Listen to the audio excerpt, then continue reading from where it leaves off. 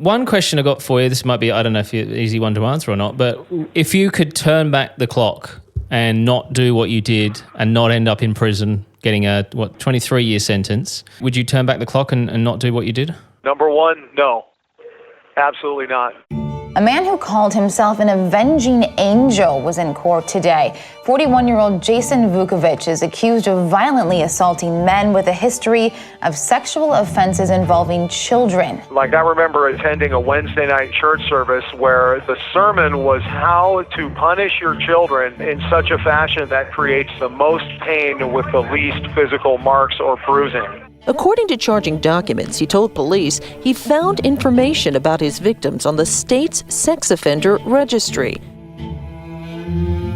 Hello, and welcome back to 1 Minute Remaining. My name is Jack Lawrence, the host and creator of this show. This is part 2 of my chat with Jason Vukovich, a man who's been called the Alaskan Avenger, currently serving a sentence of 23 years in prison for the assault of 3 registered sex offenders, a crime he says he is absolutely guilty of. Just a reminder, in these episodes there will be discussions of child abuse that many may find upsetting, so listener discretion is advised.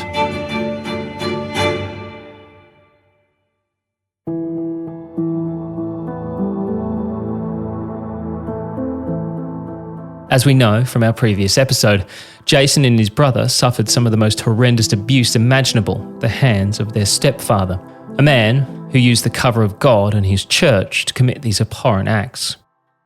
Eventually, after Jason's brother runs away, stealing his mother's car, he's intercepted by police. The true nature of these crimes then become public, as Jason's brother tells the police everything that's been happening to him and his brother. Jason's stepfather is brought in front of the courts, found guilty, and handed just a 3-year suspended sentence, meaning no jail time whatsoever. Not only that, Jason and his family, including his stepfather, are relocated by the church. Jason is pulled from school and made to stay at home, where he had absolutely no contact with the outside world. However, refusing to be locked in a house with his abuser, Jason soon finds a way to be out of the home more than he's in it. You then said you ran away at 15, so how many years did you still spend, with that man? So I believe we moved out to, it was called Wasilla, out to the valley, when I was 12 years old, turning 13. And so for myself, and I'm in homeschool. Well, I don't want to be at home with this person, and I do not want to be around these people. So one of the things I was able to do is through the church, I met a guy who was a big game guide, and he had a business called Majestic Mountain Outfitters. And so when I turned 13, I went out for the first time and I packed moose, caribou, black bear, brown bear, mountain goat, mountain sheep, and those hunting seasons combined kept me out of the house for approximately 5 months of the year. And then I also was able to find another one who was a fisherman, and I did long line for halibut and set net for salmon. And that was another month or so out of the year that I did not have to be in the home. So from 13 years old for another 3 years, I was able to be gone for half of the year working in remote environments.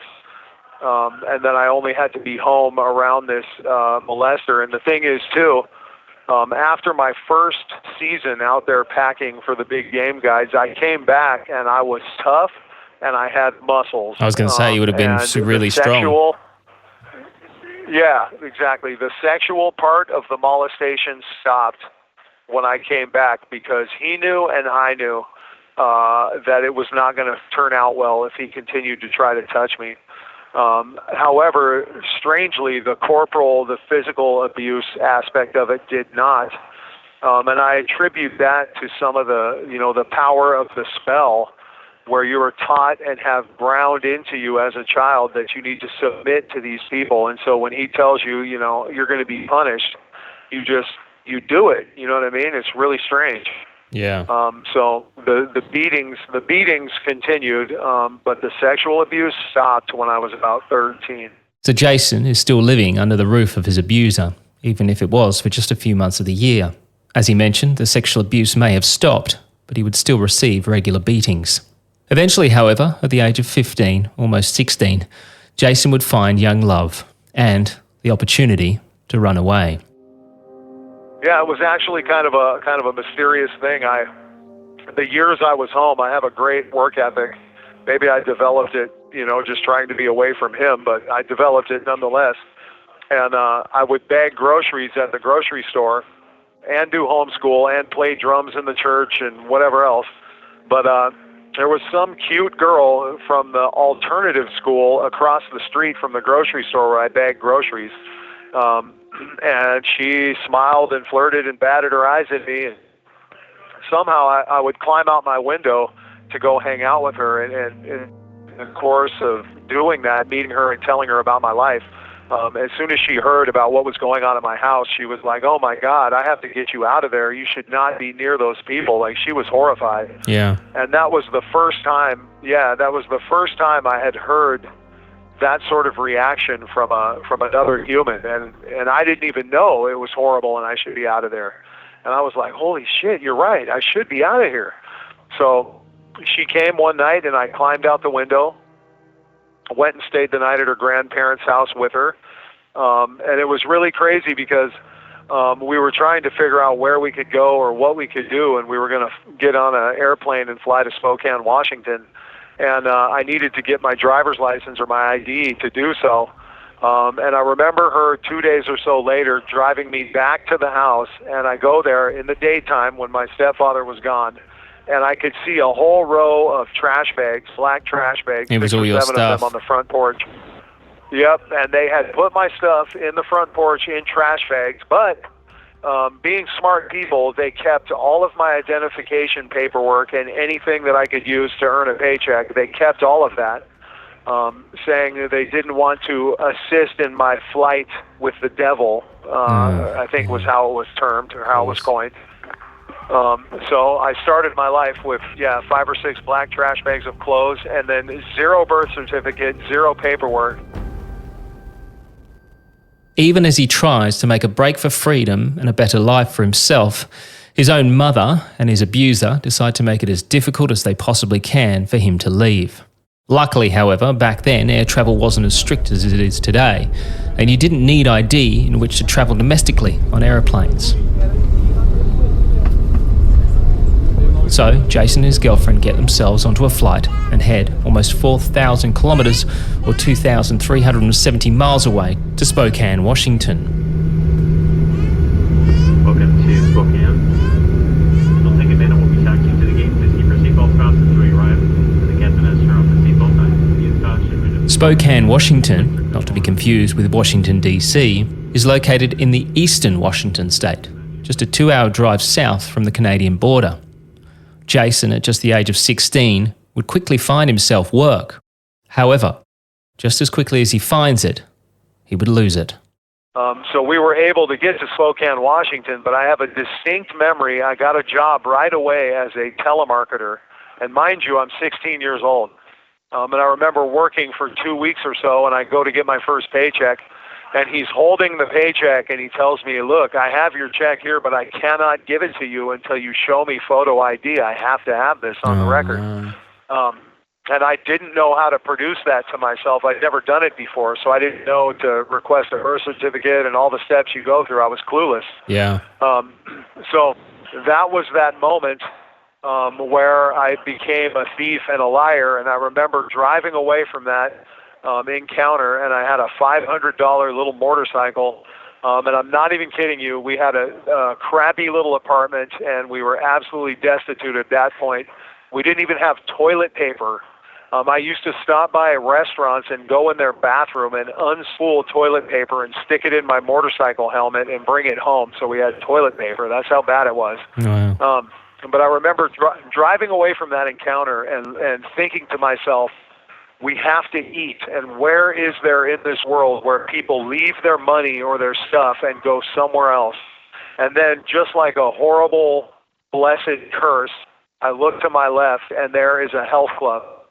And I thought to myself, man, the lockers, yeah, the locker people room, working out. there we go. And I pulled my motorcycle in there, and I kid you not, that first day, I just walked in to the locker room. No one was at the counter.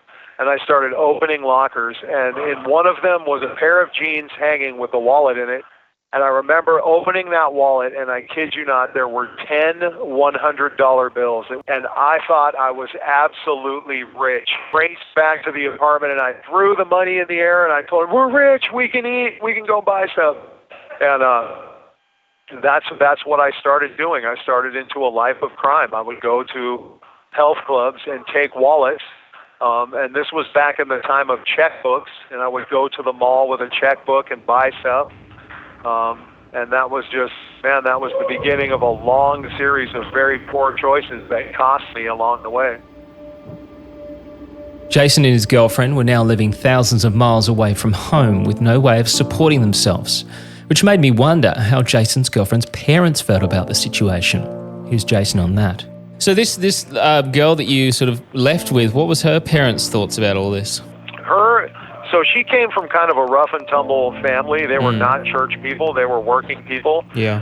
And her mom always loved me. And to this day, I could still call her mother. I'm sure she has the same phone number. And she loved me, and, you know, we got along really great. And she just thought they were horrible people. And they definitely were in agreement that I should not be in that house.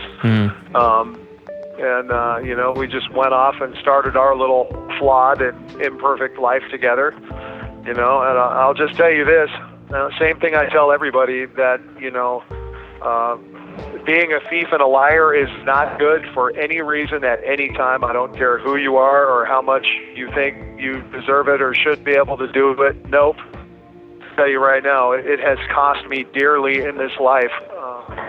Just the idea or notion that it was okay in any reason for me to take things that didn't belong to me.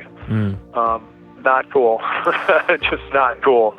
I mean, I know now in hindsight, I should have gone to a homeless shelter.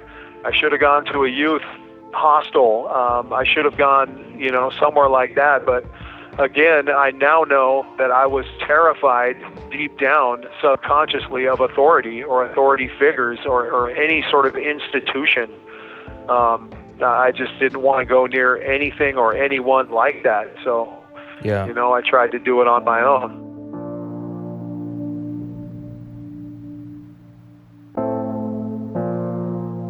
But doing it on his own meant stealing and committing petty thefts. The stealing from the lockers at the health clubs would continue, using stolen credit cards and writing bad checks, until, of course, it all finally catches up with Jason. Here he is on his first trip to juvenile detention. So it's another memory, funny you should ask, that I will never forget. Yeah. So I don't remember the specifics of the arrest that day, but I do recall being 16, almost 17, in juvenile.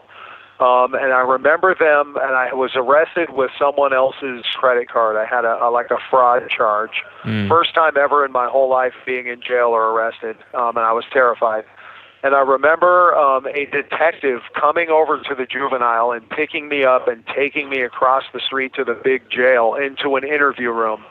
And we sit there, and it's very somber and dark and scary, and he lifts this big giant file folder out from underneath the desk, bam, and sets it on the counter in between us. And boy, it is thick. And he puts his hand on top of it, and he says, I was convinced that there was a white-collar crime ring operating in Spokane, Washington. He said, I have gotten X amount of reports of stolen credit cards and bad checks and everything else. And he tells me, I can't prove this, but I think that this whole time it's been you. And he looks right at me. And I mean, he was right. It was me.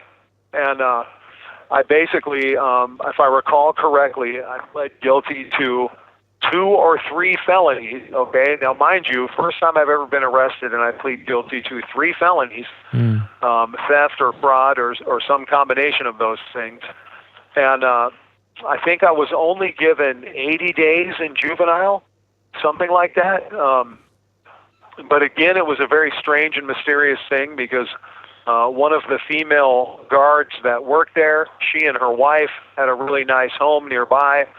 She took a liking to me and asked me if I needed somewhere to stay. And so, ironically, when I got released, I went and lived with one of the prison guards and her girlfriend.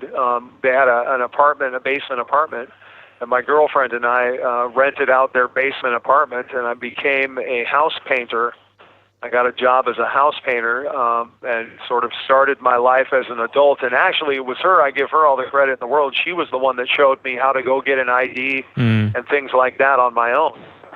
So, do you remember those? What was those 80 days in juvenile like? Was it a scary place to be? For me, it was terrifying, and mainly because now I'm far away from home. I've left my girlfriend in an apartment downtown in a strange city.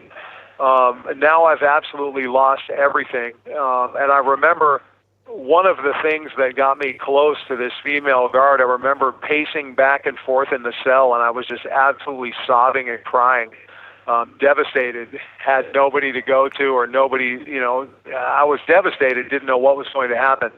And I turned around, and she was just standing there looking in the window and just asked me, "Are you all right? Are you okay?" And I told her, "Yeah, I'm okay. I'm all right." And after that encounter, they gave me a job as a nighttime janitor. And I remember in the juvenile, they actually had a giant pickleball court in the basement that the guards would go downstairs and play pickleball. So being the night janitor, they let me come down and play pickleball with them. And I actually became fairly decent at it. And so some of the positive memories of was playing pickleball with the COs in the middle of the night in that juvenile. So there was some good to be had there, for sure. So we're going to take a quick break, but when we come back, Jason's life takes another bad turn when he's introduced to drugs for the very first time. Well, as always, I want to take this opportunity to say a huge, massive thank you to each and every single one of you for listening to this show. It absolutely blows my mind how we've managed to create such a great community in such a short space of time. Our private Facebook group is open right now and home to over 2,000 OMR supporters who are chatting daily about the cases we discuss, asking questions and getting involved. So just search 1 Minute Remaining Podcast and join us today. Not only that, but 1 Minute Remaining now has a voicemail set up to take your questions, thoughts and comments.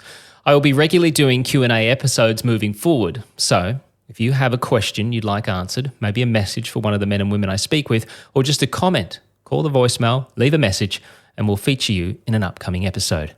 The number is in the show notes of this episode below.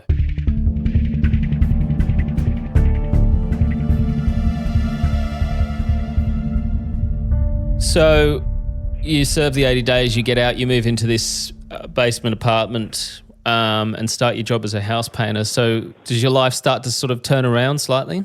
I mean, you could say that in a sense, but you could also say, that was also my beginning of my life, my foray into drug use. We were heavy weed smokers. Mm-hmm.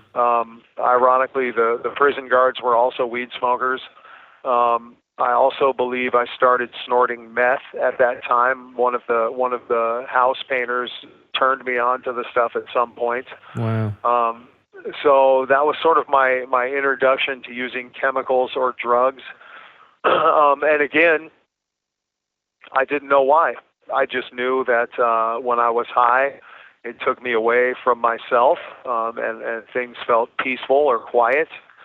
And so I started doing that. And then also there was this horrible curse of knowing how to go steal and get things that I wanted. So, I mean, I remember being laid off from that painting job after 8 months or so. It became wintertime, and we didn't know how to feed ourselves. Well, I got an idea. Let's go steal some credit cards and go shopping. Yeah. And so we drove to another state, and that's what we did. And so I think the start of my life was just a projection of the beginning of my life. And it's a strange thing because I've always had a very excellent work ethic, and I work very hard, up to and including right now. I still work 50 hours a week, even in prison at 35 cents an hour. But kind of juxtaposed with that good work ethic is I never developed a career, so to speak, and I never had any stability or stayed in one place very long, just because that you get used to that flight behavior. It becomes a part of who you are. A part of your nature is to pack up and leave, So although Jason has a job as a house painter, he still finds himself continuing to commit petty thefts to get extra money to support himself and his girlfriend. Events of his past that he is by no means proud of. This, coupled with the drug taking, would get him in trouble many times over with authorities. Absolutely. I mean, I can't tell you specifically here or there. I will tell you, number one, I went to jail more times for driving with no license. Because after they took my driver's license in Alaska, when they kicked me out, or I ran away, depending on how you see it, I got an ID, but I never went through the process of getting a driver's license for some time. So ironically, I mean, it would be 20 days, 30 days at a time, 40 days sitting there driving with no license. But for sure, the credit card fraud thing was something I had learned how to do, and it was easy to do. But I definitely got caught here and there along the way and went to jail in Oregon, went to jail in Idaho, went to jail in Washington. But these were not prison stays, but they were definitely jail stays, you know? Yeah. So it's just a strange thing to rationalize in hindsight because, and you know, I've received a lot of heated criticism too from people that are very quick to say, you know, he's not perfect, he's a bad guy, he was a criminal or whatever. Well, number one, yes, absolutely correct. Again, childhood trauma, it's rocket fuel for this sort of behavior. Number two, my life is evidence of what happens if trauma remains unaddressed, or if a person who goes through this is uneducated or doesn't have access to education. Because had I been able to educate myself, I would have valued myself more, and I would have made choices that demonstrated that I valued myself. And ultimately, that's what all of these things are indicative of, is this person doesn't give a shit about himself. He doesn't care. He's not planning for the future. He's not creating a career. He's not caring about consequences, you know. And I just couldn't see it at the time.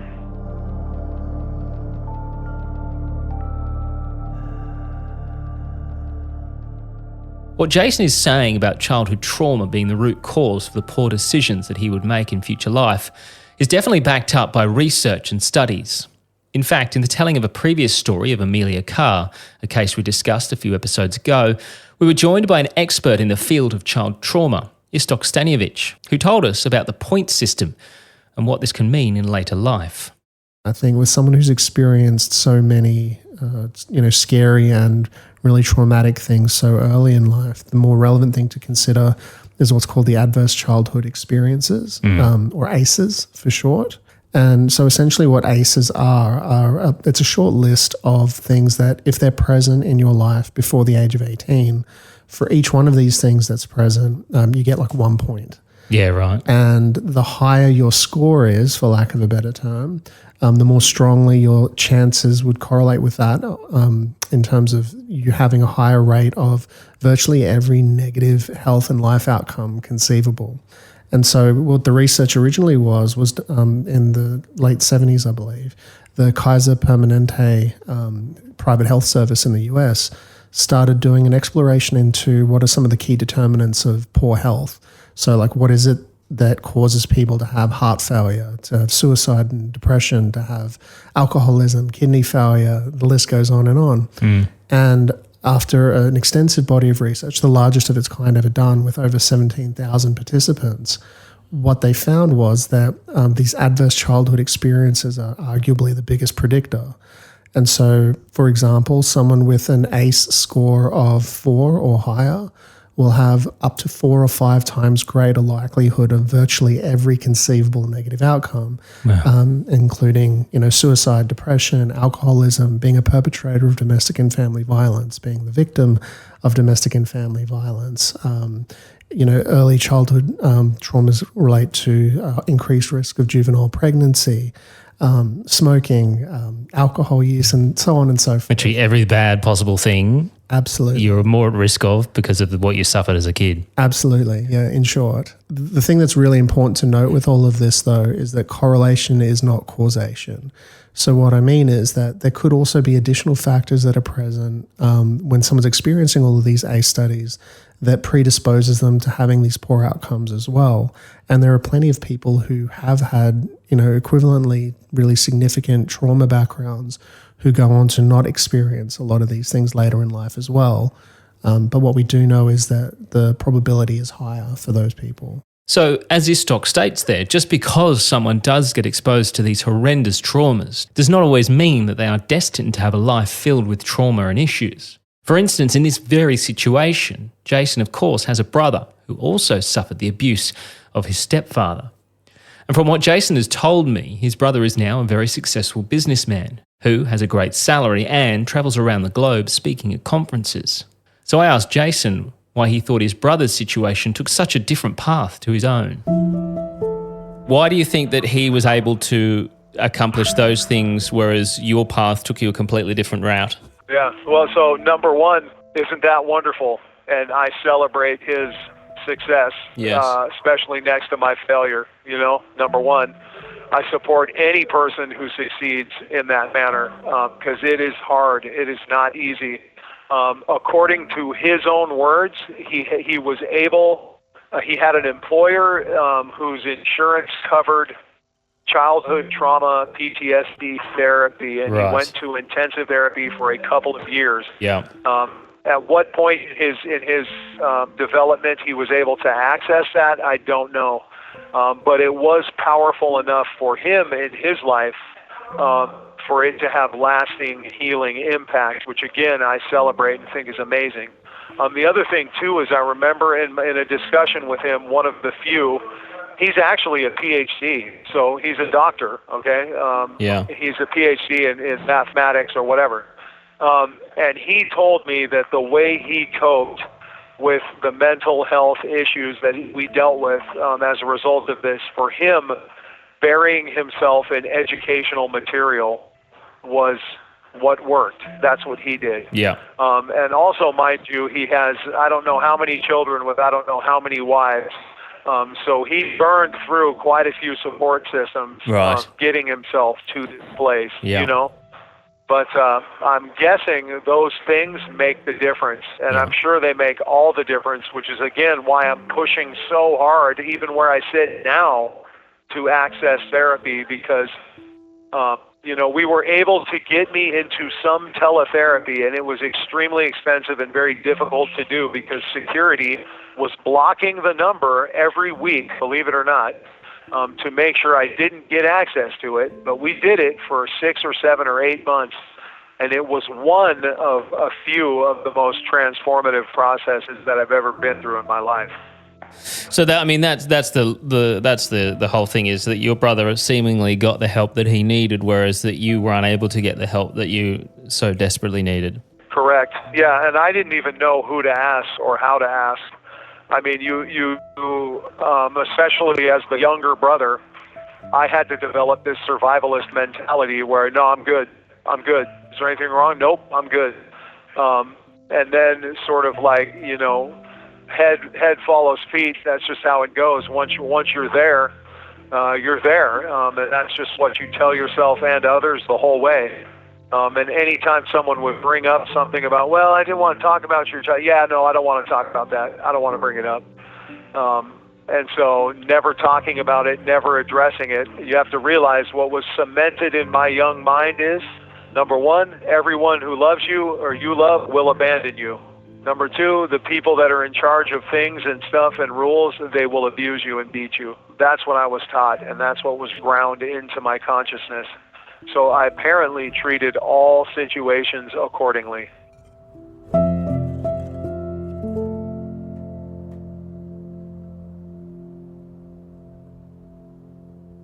So Jason and his girlfriend seem to be in the cycle of petty theft, drug use, and Jason going in and out of jail.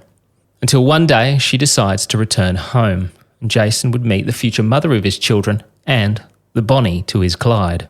I will tell you this, the girl, Karina was her name, and bless Karina's heart, because that was super cool how she sprung me loose from an evil household, which was really great, in the middle of the night, which was super gangster in her little pickup truck. But at a certain point in time, she became homesick because she was an Alaska girl, family from Alaska, and she went home to her mom. and ended up staying there. And then I met the mother of my kids very, very soon thereafter, and I was with her for 17 years. So, and she actually passed away recently, so rest in peace to Anna. But that became my best friend, and she was actually my little crime partner who, you know, had her own little tricks and things that she liked to do, but she was also my best friend and the mother of my kids too. So as you said, your crime partner there. So were you kind of a bit of Bonnie and Clyde going on with you too? Oh my God, absolutely, with no question. Like she and I, we would be in a stolen moving truck, and we would go to a big city and get a hotel room and steal credit cards, and I would drop her off to pick out clothing and things ahead of time, and then I would show up with the stolen credit cards. And she and I worked together hand in glove and traveled from city to city to city. Also, we were smoking marijuana to kind of medicate our mindsets. And so I started cultivating that indoors in every place we lived. So we did that together as well. But yeah, we were definitely Bonnie and Clyde-ish, and I recall more than one instance rolling up to her parents' house, and they lived in Butte, Montana, with a big giant U-Haul full of televisions and other stuff, and her parents looking at us like, now, what does he do for a living again? And I can't remember what sort of story we made up, but yeah, definitely. I also remember, how about this, the birth of my son.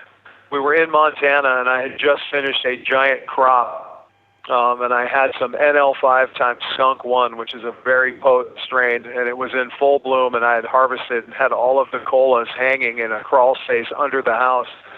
And my son unexpectedly arrived, and now we've got all of her family members coming to the house to see the baby.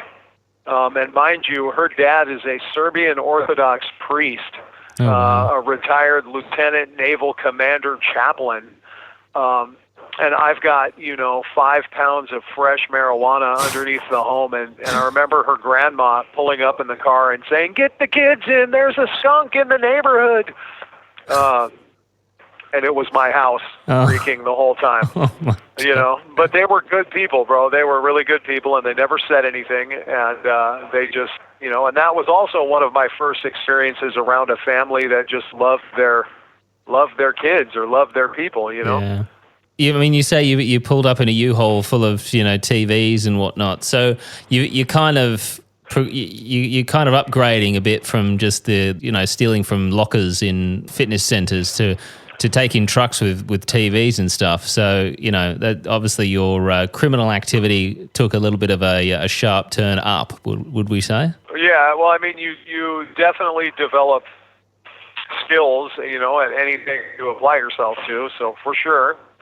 And we also started using credit cards in smarter and more beneficial ways, and we learned which retailers to go to and how to have merchandise waiting for us. And, all of those sort of things, which I would never share with anyone else because I don't encourage any sort of thievery or criminal behavior by any means. But, yeah, the stakes definitely were higher, and we started doing things that profited us more.